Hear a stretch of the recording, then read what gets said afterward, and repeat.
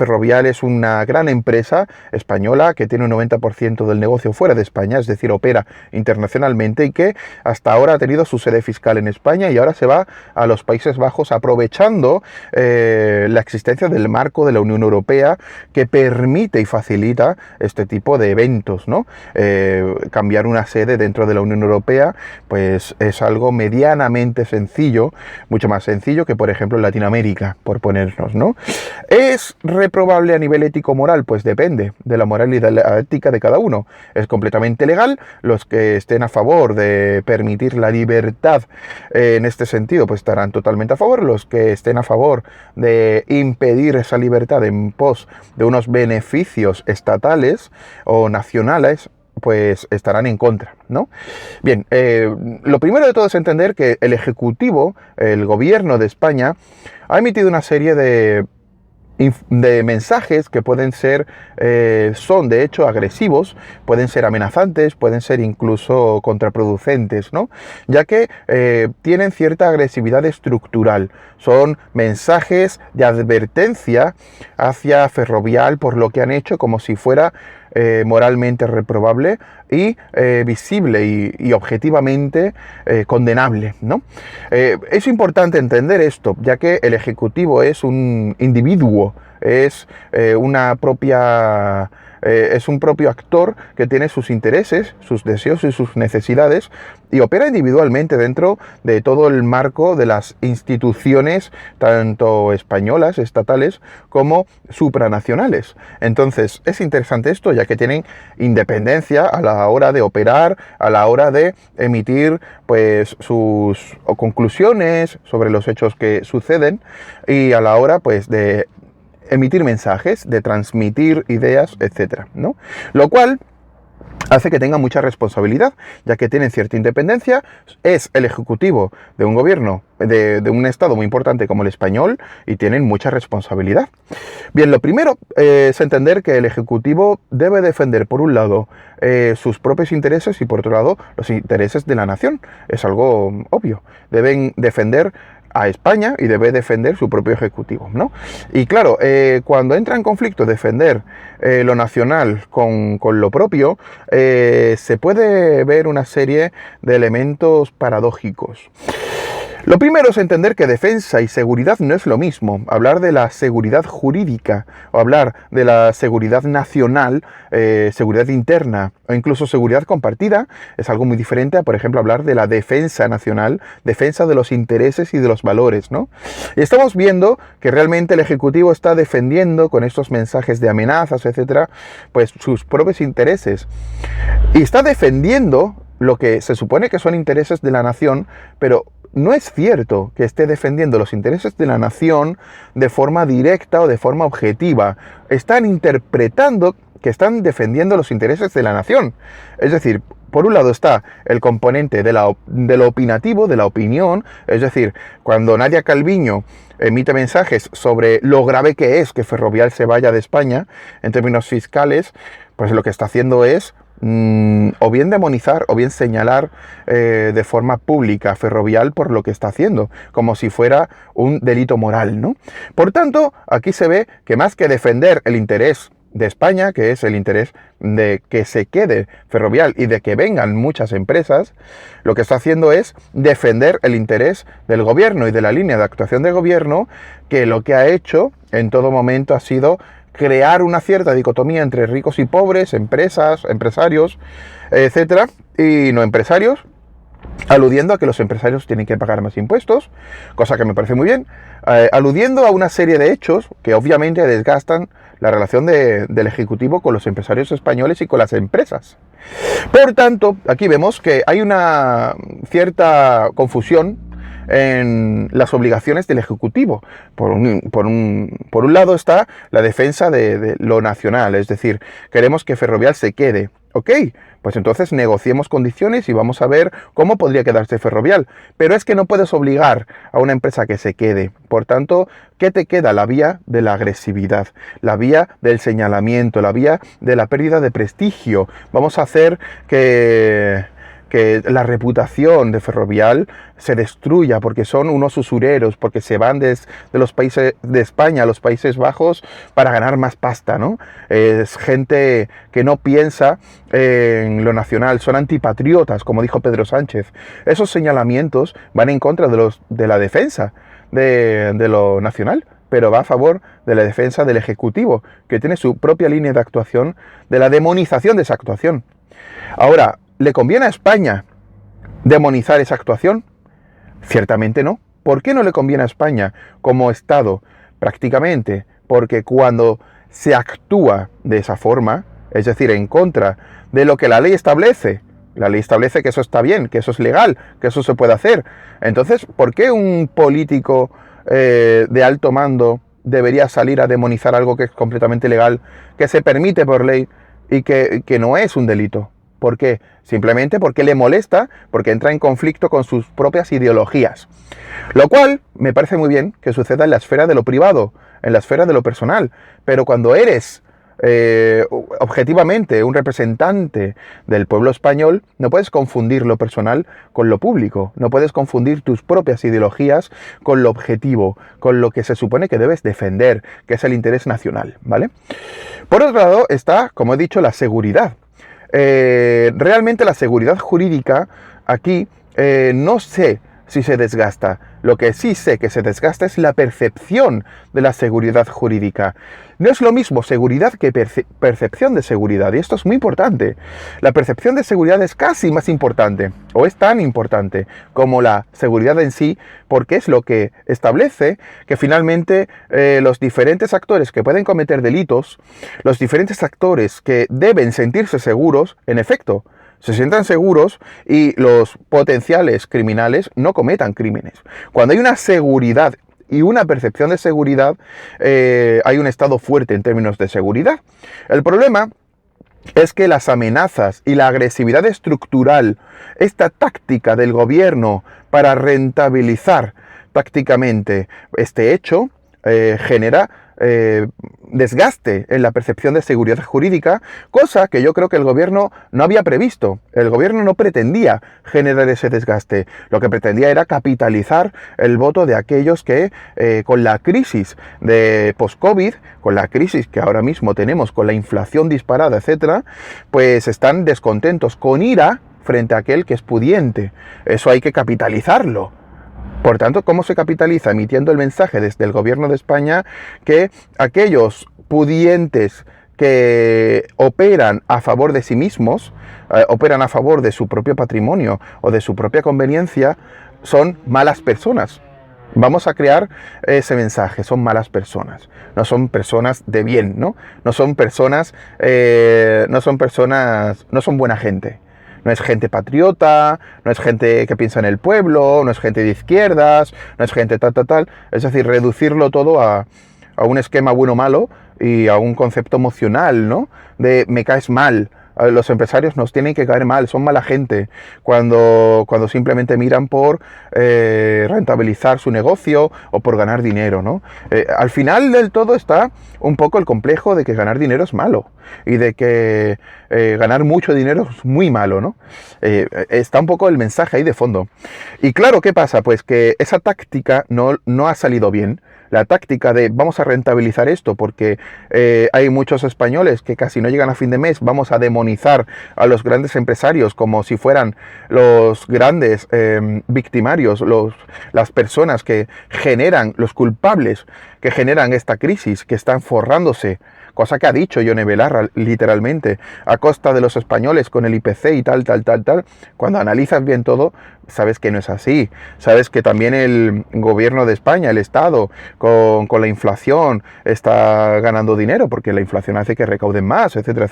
Es decir, reducirlo todo a un esquema tan simplista y a un mensaje tan populista, pues al final hace que una táctica salga mal. Y la táctica que ha hecho, pues en lugar de desgastar a los ricos para rentabilizar ese voto, lo que ha hecho es desgastar la percepción de seguridad jurídica en España, cosa que ha llevado a que el propio gobierno salga y diga una frase tan desafortunada como no vamos a tolerar que se diga que en España hay inseguridad jurídica.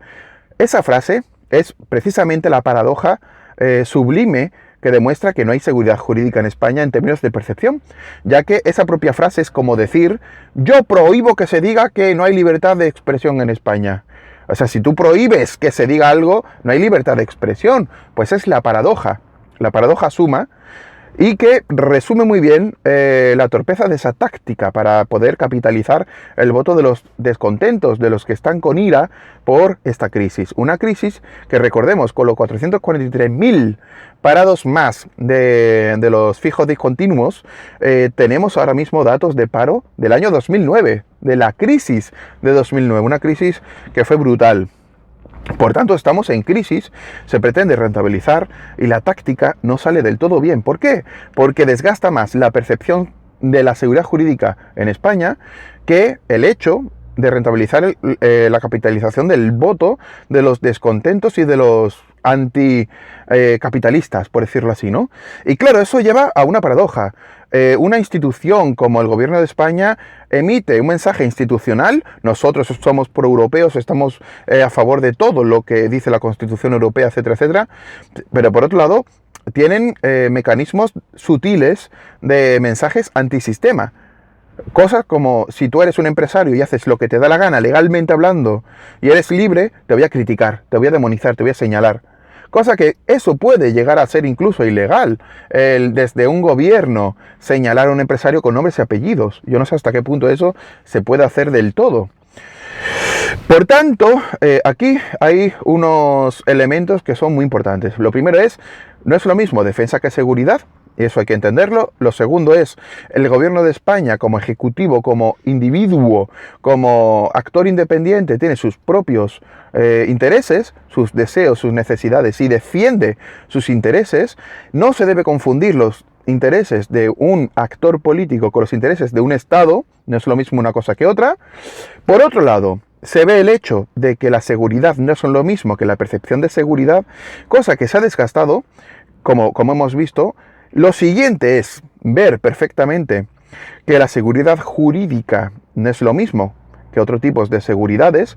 Vemos, por ejemplo, la seguridad compartida, es una seguridad que existe, por ejemplo, en Europa y en el mundo, sobre todo a partir de la Segunda Guerra Mundial. En el año 44 se creó el Banco Mundial, se creó el FMI, el Fondo Monetario Internacional, en Bretton Woods.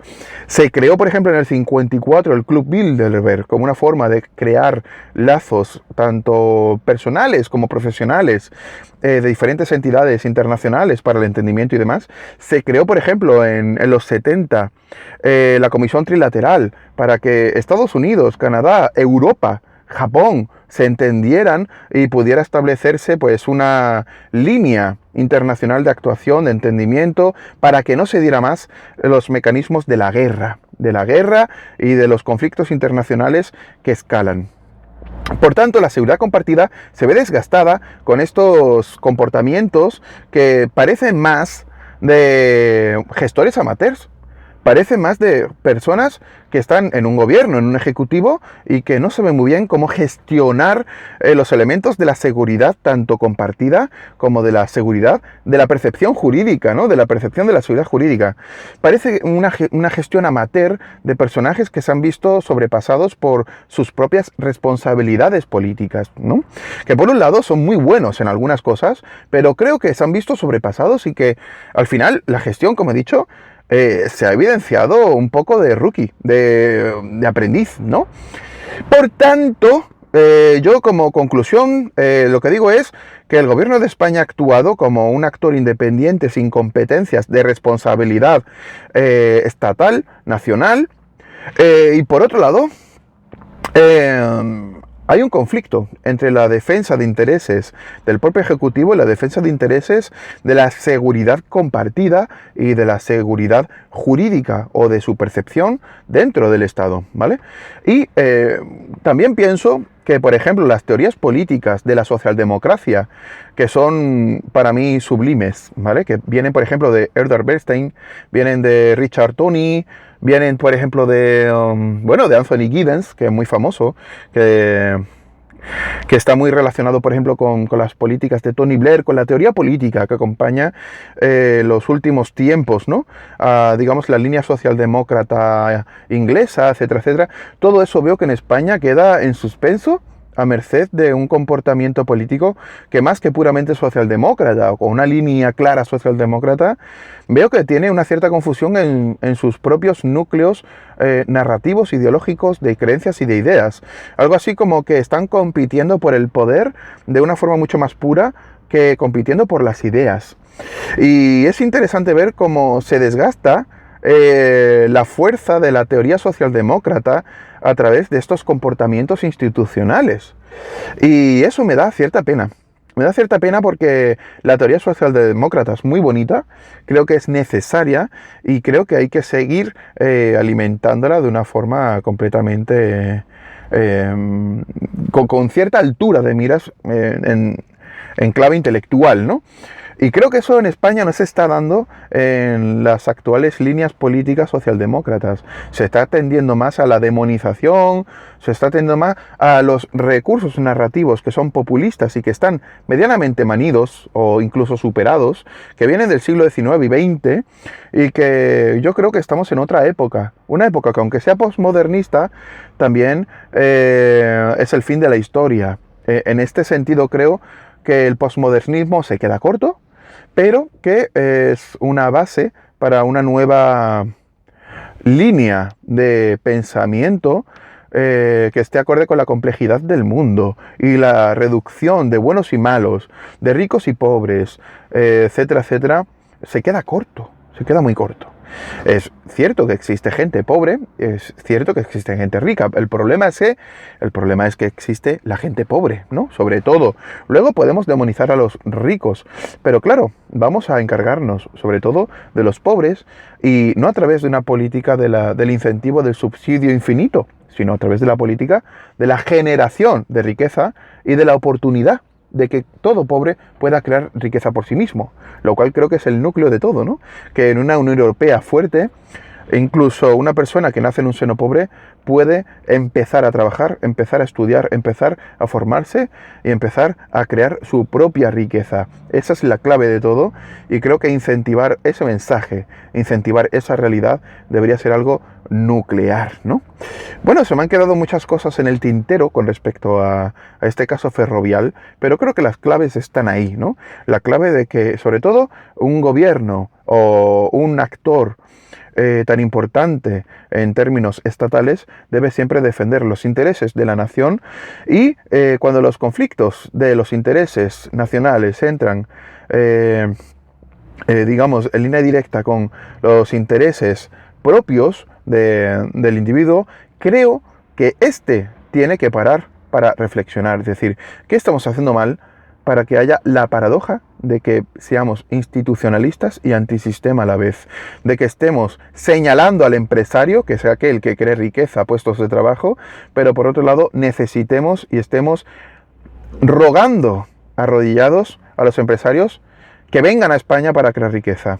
Esa paradoja tiene que solucionarse y se tiene que solucionar de forma privada dentro del propio gobierno.